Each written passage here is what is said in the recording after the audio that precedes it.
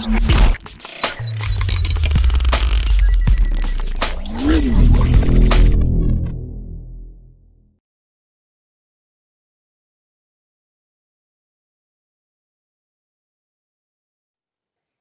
à tous, on se retrouve aujourd'hui pour une nouvelle vidéo de présentation, retour d'expérience sur un Mixeder. Alors le casque, alors j'avais fait il y a pas longtemps le Mixeder X1, c'est des écouteurs qui m'ont pas trop convaincu, qui étaient pas mal mais qui n'avaient rien d'exceptionnel. Et avec ils m'ont envoyé le Mixeder E9 Pro. Et ça tombe bien parce que mon casque perso, vous pouvez voir, il est vachement... voilà, il est vachement, il a vécu. Mon casque perso, c'est le Mixeder E9 que j'avais gardé parce que je le trouvais plutôt pas mal. Là, ils améliorent la formule, ils sortent la version pro. Est-ce qu'il y a vraiment une grosse différence entre les deux? Alors déjà, n'essayez pas de régler votre volume. Vous le savez, là, je parle avec le casque en train d'entendre un peu ce que ça donne au niveau du son. Et promis, je vais couper le Bluetooth, pas comme la dernière vidéo. Et d'ailleurs, on va revenir avec, on revient directement avec le téléphone. Allez, voilà, on revient. Alors normalement c'est bon, j'ai coupé le Bluetooth, la dernière fois je vais oublier. On revient donc ce Mixeder E9 Pro qui est une évolution de mon Mixeder E9 que j'utilise actuellement. Donc pour ceux qui savent pas, voilà, donc pour ceux qui n'ont pas vu la vidéo, j'ai gardé mon Mixeder E9, je l'utilise au quotidien pour écouter la musique. Il est plutôt sympa, agréable, et j'ai comparé les deux. Franchement, la différence, alors niveau matériel, c'est exactement le même casque. Voilà, c'est exactement le même casque. Ça va se situer franchement au niveau du son et de la réduction de bruit active qui a franchement littéralement changé. C'est plus du tout la même chose. On va voir ça de suite dans cette vidéo. Mais avant toute chose, on va commencer par le petit déballage. Donc dans la boîte, qu'est-ce qu'on peut voir dans le Mixeder E9 Pro? Active Noise Cancellation, donc ça n'a pas changé. Jusqu'à 35 heures d'autonomie. Alors bien sûr, 35 heures, si vous n'utilisez pas, vous n'activez pas le Honk. Alors si vous activez le Honk, ça va diviser par 2. On peut voir qu'il est certifié aptX. C'est Qualcomm aptX, chose que n'avait pas le premier modèle. Donc ça c'est plutôt pas mal. Bluetooth 5.0, la charge rapide. Ça, on s'en fout.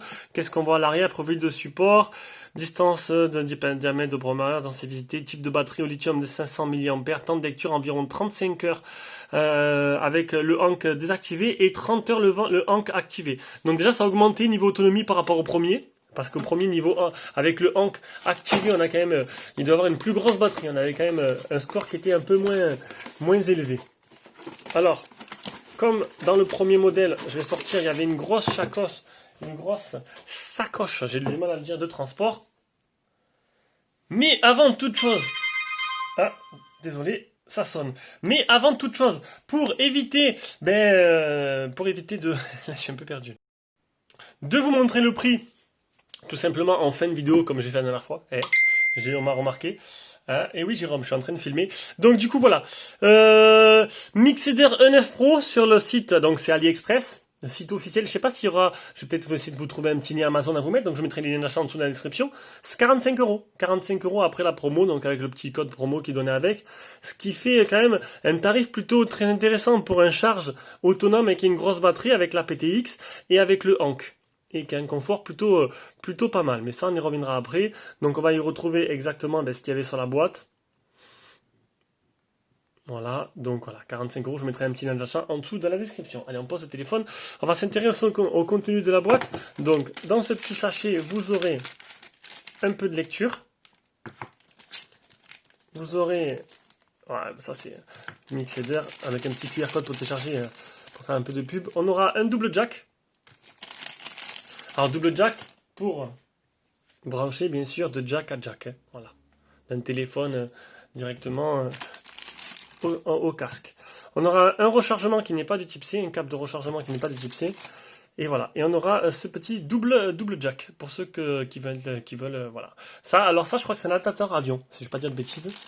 C'est un adaptateur avion. Voilà. Bon, ça on s'en fout un peu. On va revenir maintenant au casque. Donc du coup le casque, j'ai pas été dépaysé comme je vous ai dit, c'est exactement le même niveau forme. Niveau forme, c'est exactement le même. Ce qui va vraiment les grosses différences qui vont... Et franchement, j'ai remarqué la différence, c'est au niveau du son. Le son, déjà, j'avais bien aimé sur ce modèle-là. Le seul truc, c'est que, pour vous faire un petit résumé de ce modèle-là, le son était bon. Sauf que pour le Honk, Quand tu l'activais, en fait, il augmentait le volume. En même temps, bon, il y avait les micros qui étaient intégrés qui atténuaient le son ambiant. Donc ça marchait bien. Alors le plus simple pour le faire, c'est quand il n'y a pas de son. Tu l'actives quand il n'y a pas de son et tu vois directement la différence. Donc ça marchait plutôt pas mal. Sauf que je le suis reproché, parce que je pouvais le reprocher un peu, c'est qu'en fait, quand tu l'activais, ça augmentait le volume en même temps que ça diminuait les sons ambiants. Alors que là, ben au début je l'ai fait, alors je l'ai utilisé avec le son. Et je l'ai activé et j'ai vu aucune différence. Et ouais, aucune différence par rapport à, voilà, je savais ce que ça allait donner normalement sur le premier modèle. Alors j'ai éteint le son, j'ai mis sur pause, sans bruit, je l'ai activé et là, pam! Là, tu sens la différence. Là, t'entends, franchement, le son ambiant qui est vraiment atténué. Il y avait Google Home qui était allumé et du coup, ça a été atténué et j'ai moins entendu. Bon, t'entends quand même un peu, ça enlève pas tout, hein, c'est logique. Mais du coup, ça a marché. Et du coup, merci parce que du coup, maintenant, quand tu mets la musique et quand tu l'actives, t'as pas une augmentation du volume. C'est qu'en fait, le gros problème du premier modèle, c'est que quand tu avais tendance à l'activer tout le temps, parce qu'en fait, le son était tellement meilleur et plus clair activé que tu voulais l'activer, mais du coup, tu perdais pas mal en autonomie. Voilà.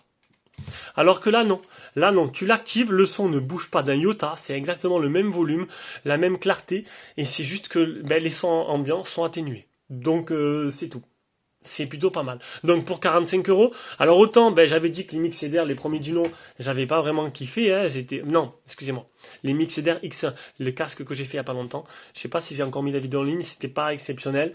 Là, autant ce casque-là, j'approuve totalement parce que pour 45 €, le rapport qualité-prix est plutôt intéressant. Un Active Noise Cancelling qui fonctionne, qui marche bien et qui marche mieux que le premier modèle. On a l'aptX en plus, on a une autonomie qui est un peu meilleure et on a toujours ce confort et cette légèreté dans l'utilisation. C'est pour ça que je l'ai gardé parce que franchement, je le trouvais super confortable et léger. Voilà. Donc sur ce, c'est terminé. Je vous fais de gros bisous et on se rejoint pour une prochaine vidéo.